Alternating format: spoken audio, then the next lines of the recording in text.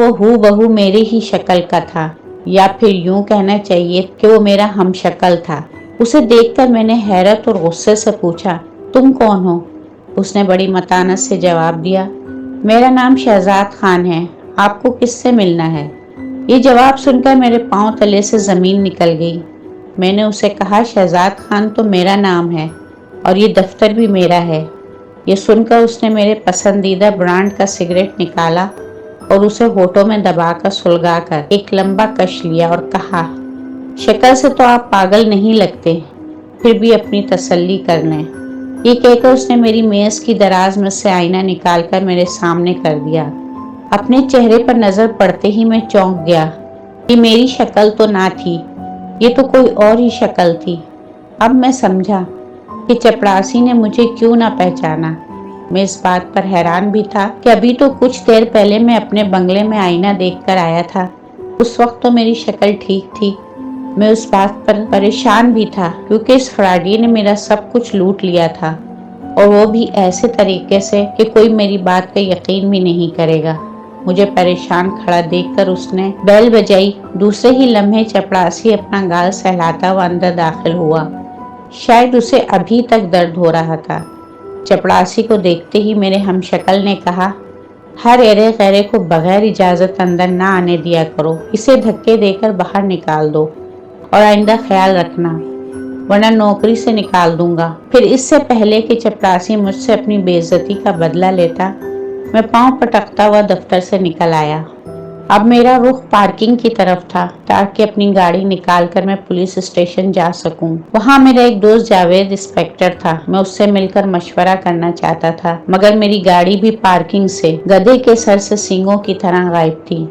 मैं फौरन टैक्सी लेकर अपने दोस्त इंस्पेक्टर जावेद के पास पहुंचा और तमाम बात उसे बताई, मगर उसने भी मेरी बात पर यकीन ना किया और कहा, ये कैसे हो सकता है कि तुम्हारी शक्ल बदल गई हो?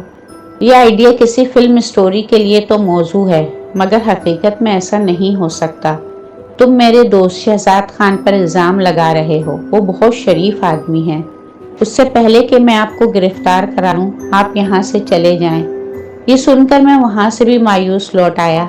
अपने बंगले पर गया तो चौकीदार ने भी मुझे पहचानने से इनकार कर दिया। मेरे इसरार पर उसने मेरी बीवी को बुलवाया तो उसने भी मेरी बात सुनने से इनकार कर दिया। बार बार मेरे जहन में आता था कि शायद मैं पागल हो गया हूँ और अपने आप को शहजाद खान समझ रहा हूँ। फिर मैं सोचता, अगर मैं पागल होता तो मुझे तो कुछ भी याद ना होता। मैं परेशानी के आलम में सारा दिन सड़कों पर फिरता रहा और फिर थक हार कर रात को एक दुकान के आगे फट्टे पर लेट गया। नींद मेरी आंखों से कोसों दूर थी। नींद आती भी कैसे? मैं तो अंगारों पर लौट रहा था। मेरा सब कुछ लुट गया था। मैं एकदम अर्श से फर्श पर आ गया था, मगर मैं कुछ भी नहीं कर सकता था। तमाम रात रो रो कर अल्लाह वहदहू ला शरीक से अपने गुनाहों की माफ़ी मांगता रहा। सुबह उठकर पहली बार दिल से अपने रब के सामने सजदा रेज हुआ तो दिल को सुकून मिला। नमाज के बाद मैंने फैसला किया कि मैं अपने हमशक्ल को कत्ल कर दूंगा। इस तरह मुझे फांसी तो हो जाएगी, मगर मेरी जायदाद मेरी बीवी और बेटी के पास ही रहेगी। ये सोचकर मैं सुबह ही सुबह अपने बंगले पर जा पहुंचा और चौकीदार से कहा, मुझे शहजाद खान से मिलना है। चौकीदार ने मुझे सर से पांव तक घूर कर देखा। शायद वो मेरे रवैये पर हैरान था, क्योंकि कल तो मैं उसे गालियां देकर गया था कि मैं ही शहजाद खान हूँ। फिर भी वो मुंह से कुछ नहीं बोला, बस मुझे ड्राइंग रूम में बिठाकर मेरे हमशक्ल को इत्तला देने चला गया कि कोई आपसे मिलने आया है। कुछ ही देर बाद मेरा हमशक्ल मेरा गाउन पहने ड्राइंग रूम के अंदरूनी दरवाजे से अंदर दाखिल हुआ। उसे अपने गाउन में देखकर मेरा खून खोल उठा, मगर मैं खून के घूंट पीकर रह गया। उसने तंज आमेज नजरों से मेरी तरफ देखा और बोला, कैसे हो शहजाद खान? तो तुम इस बात का इकरार करते हो कि तुम शहजाद खान नहीं हो? ये तो तुम भी अच्छी तरह जानते हो कि मैं शहजाद खान नहीं हूँ, लेकिन फिर भी तुम मेरा कुछ नहीं बिगाड़ सकते। मैंने पूछा, मेरी जायदाद पर कब्जा करने वाले तुम कौन हो? मैंने तुम्हारी नहीं बल्कि अपनी दौलत पर कब्जा किया है। इसकी इस बात पर मुझे और भी तेश आ गया। मैंने गुस्से से कांपते हुए पूछा, مرنے سے پہلے یہ بتا دو کہ تمہاری لاش کو کہاں بھیجنا ہے۔ اس نے بڑے اطمینان سے میرے سامنے صوفے پر بیٹھتے ہوئے جواب دیا، جو بھونکتے ہیں وہ کاٹتے نہیں مسٹر شہزاد خان، تم مجھے کیا مارو گے؟ میں ہی جب چاہوں تمہیں چیونٹی کی طرح مسل کے رکھ دوں۔ اس کی اس بات پر میرا پارا اور بھی چڑھ گیا اور میں نے تاؤ میں آ کر اس کے منہ پر تھپڑ دے مارا، مگر میرا ہاتھ جھنجھنا اٹھا۔ مجھے یوں لگا جیسے میں نے کسی پتھر کو تھپڑ مارا ہو۔ درد کی لہریں میرے کاندھے تک اٹھنے لگیں۔ تھپڑ لگنے کے باوجود وہ اپنی جگہ اطمینان سے بیٹھا تھا۔ اس نے غصے سے میری طرف دیکھا اور کہا، میرا خیال تھا کہ میں تمہاری جان بخش دوں گا، مگر تمہاری بدتمیزی نے یہ ثابت کر دیا ہے کہ تم اس قابل نہیں ہو کہ تمہاری جان بخشی جائے۔ سنو مسٹر شہزاد خان، میں تمہیں تڑپا تڑپا کر کتے کی موت ماروں گا۔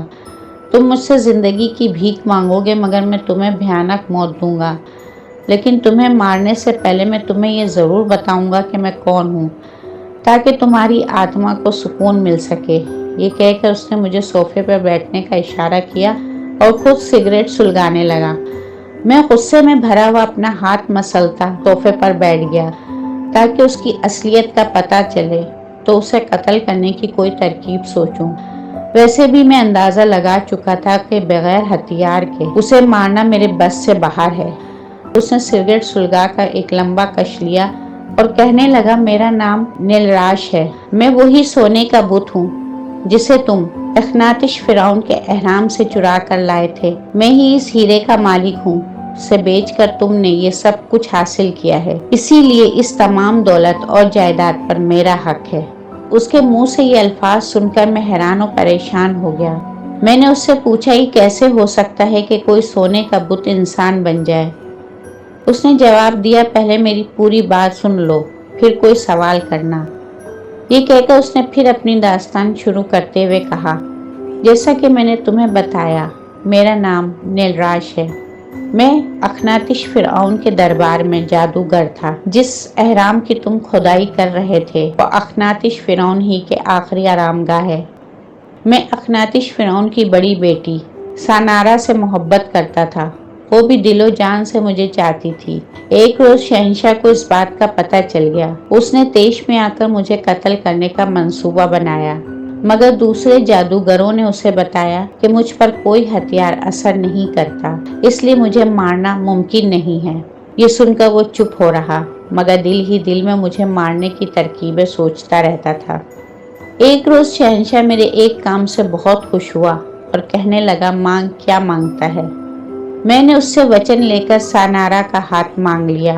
میری بات سن کر وہ آپے سے باہر ہو گیا، لیکن بھرے دربار میں مجھے وہ وچن دے چکا تھا، اس لیے مجبور تھا۔ اس نے مجھے کہا، میں اپنے وچن کے مطابق سانارا تمہیں دیتا ہوں، آج کے بعد سانارا ہمیشہ تمہاری رہے گی۔ اس کے چند دن بعد اس نے مجھے دوسرے جادوگروں کے ذریعے دھوکے سے سونے کے بت میں تبدیل کر دیا اور سانارا کو ایک بیش قیمت ہیرے کی شکل میں تبدیل کرا کر میرے ماتھے میں جڑوا دیا اور کہا، اب سانارا تمہاری ہے۔ جب تک سانارا تمہارے ماتھے کی زینت بنی رہے گی تب تک تم اسی طرح بت بنے رہو گے۔ مجھے بت بنے کئی سال ہو چکے ہیں۔ تم نے میرا بت چوری کر کے میرے ماتھے سے سانارا کو جدا کر کے مجھے نئی زندگی دی۔ میری شکتیاں آج بھی قائم ہیں۔ میں تمہارے اس اقدام پر تمہارا احسان مند ہوں، مگر تم میری سانارا کو فروخت کرنے کے مجرم ہو، اس لیے میں نے تمہاری جائیداد پر قبضہ کر لیا ہے۔ تمہارے احسان کے بدلے میں نے تمہاری زندگی بخش دی تھی، مگر تمہاری بدتمیزی نے اپنی موت کو آواز دی ہے۔ اس کی داستان سن کر میں نے کہا، کیا یہ نہیں ہو سکتا کہ تم مجھے معاف کر دو؟ تم تو اتنے بڑے جادوگر ہو، تم اس جوہری سے اپنی سانارا کو آسانی سے حاصل کر سکتے ہو۔ یہی تو مشکل ہے، میں اتنے دنوں سے اسی کام میں مصروف تھا مگر کامیاب نہ ہو سکا۔ اس جوہری نے جس سیف میں وہ ہیرا رکھا ہے اس میں ایک چھوٹا سا قرآن پاک کا نسخہ رکھا ہوا ہے، جس کی وجہ سے میرا جادو سیف پر کام نہیں کرتا۔ یہ سن کر مجھے احساس ہوا کہ قرآن پاک میں کتنی طاقت ہے۔